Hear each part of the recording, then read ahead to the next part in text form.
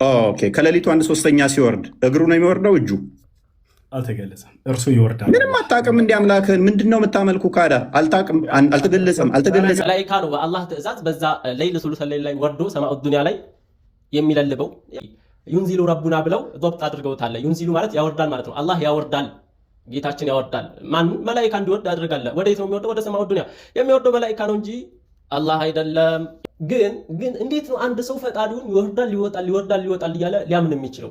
ሁሌ ዕለት ከዕለት እንግዲህ ሱሉሰ ሌሊት በሆነ ሰዓት ኢትዮጵያ ላይ ሱሉሰ ሌሊት ሲሆን እዛ ጋር ካናዳ፣ አሜሪካ፣ እንትና ኢሮፕ በጣም ብዙ ሀገራቶች ላይ 24 ሰዓት ሙሉ እንግዲህ መውጣት መውረድ ብቻ ሆነ። ይሄ የፈጣሪ ስራ እንዴት ፍልስፍና ጭንቅላታቸው ጋር ቁርአኑና ሐዲሱን ታውትና ጭንቅላታቸው ጋር መጡና እሺ አላህ የሚወርድ ከሆነ ኢትዮጵያ ሀገር ላይ የሌሊቱ 1/3 ክፍል ሲቀረው 8 ሰዓት ከ8 ሰዓት እስከ ሱቢ ባለው ሰዓት አሜሪካ ጥርር ያለ ፀሐይ ነው።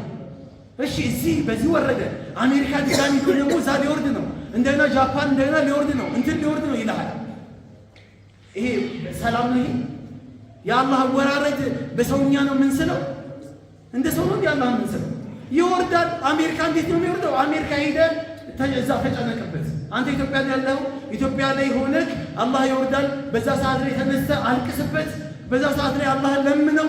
ካንተ የሚጠበቀው እሱ ነው። ነቢያችን አለይሂ ሰላቱ ሰላም የንዚሉ ረቡና ተባረከ ወተዓላ ኢለ ሰማኢ ዱንያ ሰማይ የሌሊቱ 1/3 ሲቀረው 2/3 ከተወገደ በኋላ የሌሊቱ የመጨረሻው 1/3 ሲቀረው ወደ ቅርቢቷ የምናያት ሰማይ ድረስ አላህ ይወርዳል። ኑዙለን የሊቁ ቢጀላሊህ አወራረዱ ራሱ ነው የሚያውቀው። ራሱ ነው የሚያውቀው። እኛ እናውቅ። እንዴት ነው የሚወርደው? አላህ ነው የሚያውቀው። በምንድን ነው የሚወርደው? አላህ ነው የሚያውቀው። ከዛ የወርድና ምን ይላል? መየድዑኒ ፈአስተጂበ ለሁ። ማን ነው የሚለምነኝ? እሺ የምለው። መየስአሉኒ ፈኡዕጢየ ለሁ። ማን ነው የሚጠይቀኝ? ሀጃ ያለበት። አሁን ጉዳይ ያለው ሰው ከአላህ ጋር ሚስጥር ያለው ሰው ጉዳይ ሀጃ አለብኝ ብሎ የሚል ሰው በዛ ሌሊት ላይ ተነስቶ ያ ረብ ብሎ ያለቅሳል። ዴንታሊስ የሆነ ሰው ደግሞ እንዴት ይወርዳል? አላህ የኔ ዱዓ ለመቀበል መውረድ ይጠበቅበታል ይላል። ምን አገባህ አንተ?